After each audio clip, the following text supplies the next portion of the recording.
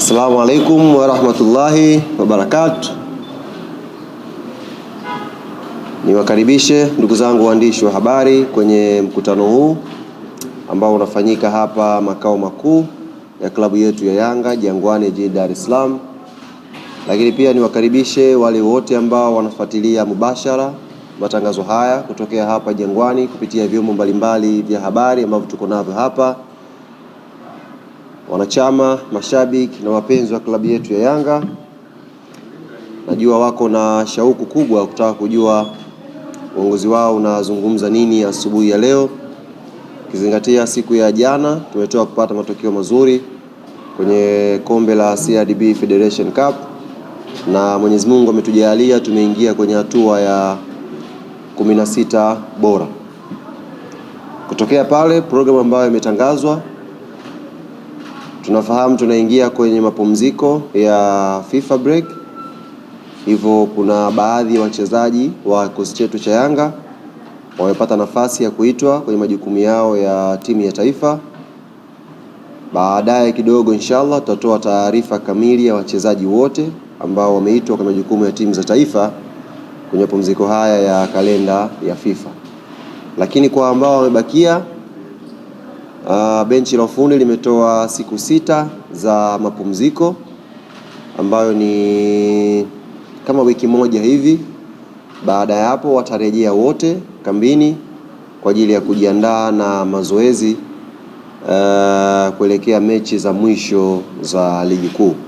Mnafahamu ligi ikirudi tu kwa maana ya tarehe 1 mwezi wa 4 inshallah, Yanga tutakuwa na mchezo wa ligi wa ugenini dhidi ya Tabora United. Hivyo tumetoa siku 6 tu za mapumziko. Baada ya hapo tutarudi kujiandaa na mchezo huo, na kama tutakuwa na ratiba yoyote hapa katikati, basi tutaitana tena hapa makao makuu au sehemu nyingine ambayo itapendekezwa, tuje tujuzane taarifa nyingine ambayo itakuwa inatoka kwenye klabu yetu. Jambo la msingi ambalo limefanya tuwaite leo hapa ndugu zangu waandishi wa habari siku ya leo, tarehe 13 ya mwezi wa 3 mwaka 2025. Wote mnafahamu tupo ndani ya ibada ya funga ya mwezi mtukufu wa Ramadhan, lakini pia tupo na ibada pia hapa ya Kwaresma. Kwa hiyo leo siku ya tarehe 13, uongozi wa klabu yetu Young Africans umeandaa iftar maalum kwa ajili ya wadau wake mbalimbali ambao tumekuwa tukishirikiana nao katika shughuli zetu za kila siku za kimpira za uendeshaji wa klabu yetu. Iftari hii itafanyika leo majira ya saa 12 jioni, ndio watu wataanza kukutana, na itafanyika kwenye eneo linaloitwa Baraza Restaurant Upanga. Nafikiri ni eneo maarufu sana kwa watu wa Dar es Salaam, watu ambao wanapenda kupita pale kupata chakula iftar. Basi pale Baraza Upanga, ni mtaa wa Kalenga na Mtitu, mtaa Kalenga na Mtitu, kwenye kona pale Baraza. Leo uongozi wa Young Africans umeandaa iftari pale kwa ajili ya wadau mbalimbali ambao tutashirikiana nao. Wadau ambao wamealikwa, nafahamu wako tayari, watu wameshaanza kupata mialiko kupitia namba zao za simu na wengine kupelekewa, lakini kubwa tumelenga kuwaalika wadau wote ambao tunashirikiana nao. Hapa nitataja baadhi ambao tumewaalika siku ya leo kwenye iftari hii, na naamini itakuwa ni iftari ambayo tutakutana watu wa mpira, tutazungumza mambo ya mpira, lakini pia tutazungumza na kupata fursa ya kuombea pia mpira wetu kwenye kipindi hiki cha mwezi mtukufu wa Ramadhani, na kuwaombea pia viongozi wetu wote, wadau wote ambao tunashirikiana nao. Tumewaalika wadhamini mbalimbali wa klabu yetu, tumewaalika wadhamini mbalimbali wa football yetu kwa ujumla. Wote mnafahamu Young Africans na wadhamini wengi ambao tunafanya nao kazi, lakini mpira kiujumla pia una wadhamini wengi ambao wameshiriki kwa namna moja au nyingine kufanya football iwe na nguvu na iwe na thamani. Kwa hiyo wadhamini kama mabenki haya ya NBC, CRDB, wote tumewaalika kwa ajili ya kuhakikisha tunapata iftar pamoja na kuzungumza mpira. Wadau wengine ambao tumewaalika leo ni shirikisho la mpira wa miguu TFF, tumewaalika bodi ya ligi, tumeialika kamati ya uendeshaji ya ligi almaarufu kamati ya saa 72 na yenyewe tumeialika leo ije kwenye iftari tuzungumze mambo ya mpira na tufuturu pamoja. Lakini pia tumealika kamati ya waamuzi. Tunaamini pia mwaliko wetu ambao tumeutuma kwa waamuzi mbalimbali ambao wako Tanzania, wako Dar es Salaam sasa hivi wataweza kuhudhuria. Ndugu yetu Ahmed Arajiga, Ramadhani Kayoko, Heri Sasi, Frank Komba, mzee wetu Mkono yule, Tatu Malogo, waamuzi wote wa Premier League na wao tumewaalika leo kwenye iftari yetu waje washiriki na sisi klabu yetu Young Africans. Na tumealika pia timu zinazoshiriki ligi kuu. Tumealika mtani wetu Simba Sports, tumewaalika Azam Football Club, tumewaalika Singida na timu nyingine ambazo zinashiriki ligi kuu. Kwa hiyo ukiangalia tumealika wadau tofauti ambao tunaamini tutakutana na kuzungumza mpira vizuri. Kwa hiyo ni matumaini yangu ni jambo tu la iftar, tusikimbiane na huko. Ni jambo tu la kufuturu pamoja na kuzungumza. Pale baraza sidhani kama kuna eneo la ruhusu pale mpira kuchezwa. Kwa maana yake itakuwa ni mazungumzo tu ya watu kuzungumza. Lakini pia ndugu zangu waandishi wa habari ambao mmekuja hapa, automatic nyinyi wote ambao mmehudhuria hapa mtapata mialiko yenu. Tumewaalika pia wachambuzi mbalimbali kwa sababu tumeona hivi karibuni wachambuzi mmekuwa mkomoto kweli kwenye kuchambua, mnafanya kazi nzuri kwenye kupromote mpira. Hasa leo tumewaletea wadau wote karibu. Msichambulie mbali, leo mchambulie karibu pale. Una swali kwa mzee Mguto upo naye. Una swali kwa nani upo naye. Una swali kwa nani tuchambue wote pale kwa karibu na tuweze kuleta flavor tofauti. Kwa hiyo hayo ni mabaadhi makundi ambayo tumewaalika leo kwa ajili ya kushirikiana na klabu ya Yanga kuja kupata iftari pamoja. Tunalo baraza letu la wazee hapa, mzee wetu Msumi yuko hapa. Tunao baadhi ya matawi ambayo kupitia idara yetu ya mashabiki na wanachama chini ya mkurugenzi wetu Ibrahim Samuel watatuongoza ni watu gani ambao watakuja hatuwezi kwenda wote. Kuna watu ambao idara inatuongoza watakuja kuwakilisha wanachama wengine kwenye iftari ya leo. Kwa hiyo tumie fursa hii kuwaomba sasa wale wote ambao wamepata mialiko na wanaoendelea kupata mialiko, kifika saa 12 kamili inshallah tujitokeze kwa pamoja pale tuje tupate iftari. Kwa upande wa wasemaji tumeanza kumwalika msemaji mkuu kabisa ambaye ndio anasemea kwenye taasisi kubwa, Clifford Mario Ndimbo kutoka TFF. Tumemwalika pia Karim Buimanda kutoka bodi ya ligi. Tumewalika pia wasemaji wa timu nyingine. Nimetoka kumwalika hapa ndugu yangu Ahmed Ali. Nimemtumia mwaliko asubuhi akanijibu kwamba yeye leo atakuja na watu wawili. Kwa wapi Ahmed hapa bwana? Msijaki naona kama iko mbali hivi. Lakini asubuhi nilimwalika na akathibitisha kwamba atakuja, lakini akaniambia nitakuja na mzee Mguto na Almasi Kasongo. Kamwambia karibu. Message yake hii hapa. Kaambia karibu ndugu yangu, na hao pia tulishawaalika kabla wewe kusema. Kwa hiyo atakuja. Tumemwalika ndugu yangu Hashimu Ibwe, nimemwalika Thabiti Zakaria. Chukuchuku nimewasiliana naye ameniambia wana mechi wako Singida. Kwa hiyo yeye na Masanza automatic watakuwa hawapo, na kwa sababu idara zao zinaendeshwa kwa bajeti ya chini, maana yake hamna mwakilishi mwingine kwenye idara ya habari ya Singida wala idara ya habari ya KMC. Tofauti ya sisi na wengine wenzetu, wao ndio wapiga picha, ndio wasemaji, ndio wa graphic designer, ndio wapandisha posti na kila kitu. Kwa hiyo akikosekana Chukuchuku, maana yake MC imekosekana kwenye upande wa idara ya usemaji. Kwa wasemaji wengine ambao sijawataja hapa, kina Masau Bwire pia mwaliko wa klabu ya Young Africans wafikie, na tuna imani tutajumuika pamoja tuje tupate iftari leo pale baraza. Kufikia hapo ndugu zangu waandishi wa habari, tutapokea maswali 5 kama tulivyozungumza awali tuweze kufikia mwisho. Kweni huru, ulizeni maswali 5 kwa sababu najua baada ya leo hamtanipata tena patapokuwa kuna tukio lingine ambalo italazimisha kuja kuzungumza na nyie hapa. Karibu ndugu yangu Nasibu Nkomo.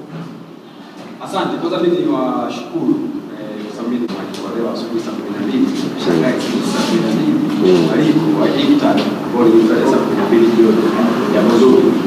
Lakini kuna watu wengi ambao wameandika, bila shaka kuna malengo ambayo nyinyi kama club wanayo kwenye huo mwaliko, licha kwa ambao Yanga amekuwa na taratibu za kwa sana kwa kuelekea kwenye michezo yetu kwa hiyo pengine kwenye hili mmelenga nini zaidi? Kwa ni sehemu tu kwa sababu ni mwezi mtukufu ama kuna kitu ambacho nyinyi mmetengeneza kwa lengo pengine la kuwaweka watu pamoja kwa sababu kama watu wa mpira? Lengo kubwa kwanza ni kufuata kile ambacho Mwenyezi Mungu ametuagiza tunapokuja swala la mwezi mtukufu wa Ramadhani. Kwenye ibada hii ya funga tunatakiwa tufuturu kwa pamoja, tufuturu kwa pamoja, na umoja ndio unaleta neema nyingi. Umoja unaleta pia baraka nyingi ndani yake. Kwa hiyo sisi hatuna makusudio mengine tofauti na watu kukutana, kupata iftar, kuzungumza kwa pamoja, na kupitia ibada hiyo, kwa maana watu waliofunga, tunaamini tunaweza pia kuiombea pia na sekta yetu ya michezo kwa ujumla, tuweze kusonga mbele tukiwa na nguvu kubwa, na tuiombee pia nchi yetu ya Tanzania amani tele iendelee kubakia. Kwa hiyo ndugu yangu Nasibu, hakuna ajenda nyingine zaidi ya iftari basi. Swali la pili, karibu sana. Umetaja kwa kubwa sana kwa kuzungumzia kamati ya maadili, lakini pia kamati ya maadili sikuitaja, nitaja kamati ya uendeshaji ya ligi. Kamati ya maadili hatujaialika. Bodi ya ligi tumewalika. Siku za hivi karibuni nimekuwa na mgogoro na bodi ya ligi. Maana kale ambao wameandika atiwele na msimamo kama ya. Pengine kwa picha hii na mwaliko ambao umewalika sawa ni Iftar. Nafikiri nenda kupeleka ujumbe gani kwenye tukio hilo na kusana mambo ambayo pia yanazunguka. Pamoja na wewe mwenyewe pia una inasemekana kama inaweza kufika chochote. Pengine mnataka kwenda kulainisha mambo yasitokee. Hapana, sisi Yanga kwanza hatuna mgogoro na taasisi yote. Yanga haina mgogoro na bodi ya ligi, Yanga haina mgogoro na kamati inayoendesha ligi, Yanga haina mgogoro na TFF, Yanga haina mgogoro na taasisi yote. Yanga Afrika inasimamia misingi na utaratibu ambao taasisi hii tumekubaliana tuifuate. Kwa katika misingi hiyo, tukitokea tumekutana katikati, haimaanishi ni mgogoro. Inamaanisha tunatafuta namna ambavyo taasisi hii katika misingi yake na miongozo yake inaamini inafaa na inatakiwa iwe hivyo. Kwa sisi pesa hatuna shida na mtu, maana tunawalika kila mtu. Sisi tuna misingi yetu ambayo tunaifuatilia. Hatuna shida na mtu yote sisi. Wala hatuna shida na taasisi yote. Ila unapokuja swala lenye interest na klabu yetu na tukaona jambo hili watakiwa tulisimamie, tutalisimamia. Lakini haimaanishi tunaposimamia jambo letu sisi tuna ugomvi na wewe au tuna ugomvi na taasisi fulani. Sisi tunasimamia misingi ambayo tumekubaliana kwa vile ambavyo tunaona kama Young Africans zinatakiwa iwe. Haina maana yoyote kwamba tuna mgogoro na mtu au tunataka kumlainisha mtu, hapana. Ni iftar, tunafuturu na maisha mengine yataendelea baada ya hapo. Sorry, kwa hapo kama unasema hamna mgogoro, ulisema hamna imani na viongozi wa bodi ya ligi. Kwa maana mtu pamoja na Almas Kasoro. Uone kama ni mgogoro huo, pengine hata wao wanaweza kawa hawajisikii vizuri kuwepo katika kile ambao unaona kama ana imani, kama imani nao. Ni kwenye andiko leo na maadili yenu. Unachanganya vitu viwili, na mwanzo nafikiri nimekuelezea vizuri. Sisi kama taasisi hatuna mgogoro na mtu yoyote na hatuna mgogoro na taasisi yoyote ya kimpira. Ila kama taasisi inapotokea tunasimamia misingi yetu na taasisi yako ikawa kwenye hiyo njia ya kusimamia misingi yetu, sisi hapo lazima tutakutana. Lakini haimaanishi kwenye makutano yetu hapo kuna shida. Hapo kuna vitu vya kufuatwa kwa mujibu wa kanuni, sheria ambazo zinatuongoza wote ambao tupo kwenye mpira. Kwa hiyo sisi hatujisikii vibaya mtu anapotuongoza kwenye sheria na kanuni na misingi ya haki inavyotaka, na tunaamini na mtu mwingine hatajisikia vibaya pindi ambako Yanga Afrika inakwenda kwenye misingi ya sheria, kanuni na taratibu inavyotaka. Kwa hiyo hatuna shida na mtu yote. Sisi tumetangaza msimamo wa taasisi ambao tunaamini kabisa ni msimamo sahihi na unatakiwa ufatwe hapa. Basi hiyo haimaanishi kwamba tuna shida na mtu yote. Tunaweza kuwa na msimamo wetu kama taasisi na maisha mengine yakaendelea. Kwa lile la msimamo wetu halijabadilika shehe. Tukafuturu kutoka leo mpaka chungu cha 30, yani tunafuturu pamoja tu. Msimamo wa Yanga kwenye misingi ambayo imeamua kuisimamia haijabadilika na iko pale pale. Lakini leo ni jambo la ibada, ni jambo ambalo tumeona kama club tuite stakeholders wengine wa mpira tuje tupate iftari pamoja, tupate na unavyofunga bwana. Tupo kwenye 10 la nini ile Lwata? 12 ni 10 la maghfira, si ndio? Kila mtu anapata nafasi ya kukutana, kutaka msamaha kwa Mwenyezi Mungu wako. Kwa hiyo hii ni jambo la ibada. Halihusianishi kabisa na operation za kila siku za taasisi yetu na taasisi nyingine. Na ndio maana mialiko imekwenda individual na mialiko mingine imekwenda kwa taasisi kwa taasisi. Lengo letu ni kuona kwamba watu wanakutana, tunapata iftar, tunafanya ibada pamoja. Lakini haimaanishi kwamba tukiwa tunafuturu pale eti ndio msingi au msimamo wa Yanga unakuwa umebadilika. Msimamo wa Yanga Sheikh umeshatoka na uko public na ndio umebakia hapo hapo. Hakuna kilichobadilika, hata koma au nukta kufutika hakuna. Ndio ule ule. Ila tutafuturu pamoja leo inshallah. Swali la 3, karibu.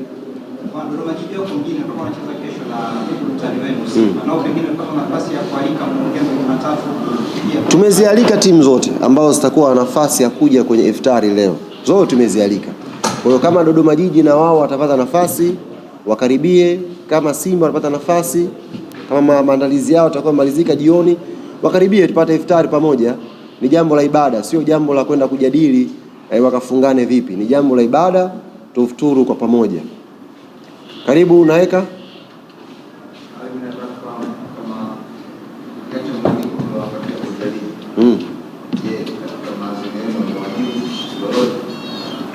Okay, anauliza ukiacha mwaliko wa iftari ambao tumewapa bodi ya ligi katika maazimio au msimamo ambao taasisi ya Young Africans iliutoa. Nigeuze mic napiga kelele sawa. Hapa vipi? Yes, bwana kumradhi, lakini anauliza swali lake kwamba mbali na mwaliko wa iftari ambao tumeutoa, yale maazimio ambayo yalitokana na kikao chetu cha kamati ya utendaji ya klabu yetu Young Africans na tukawaandikia bodi ya ligi kwa maana ya msimamo wa taasisi yetu kwenye jambo lile, anauliza kama majibu tayari yameshatoka. Atibu Naeka, jambo lile ni jambo la taasisi kwa taasisi, na hata mawasiliano yake ambayo tumeyafanya tulitoa taarifa kujulisha umma msimamo wa klabu yetu na nini tutafanya kama taasisi. Baada ya hapo zikaendelea operations za kuwasiliana. Kwa naamini kwa kipindi ambacho tumekubaliana kama taasisi, kikishapita hiyo kipindi tutawaita au tutatoa taarifa nyingine kwa umma kwamba bana tumepeleka taarifa hii na majibu ni haya. Ila kwa sasa hivi taarifa ambayo umma inatakiwa ibaki nao ni kwamba Yanga imetoa msimamo wake na Yanga tayari imeshaanza kushughulikia jambo lake kwa njia ile ile ambayo msimamo wa Yanga ulitoka kupitia kwa viongozi wetu. Karibu.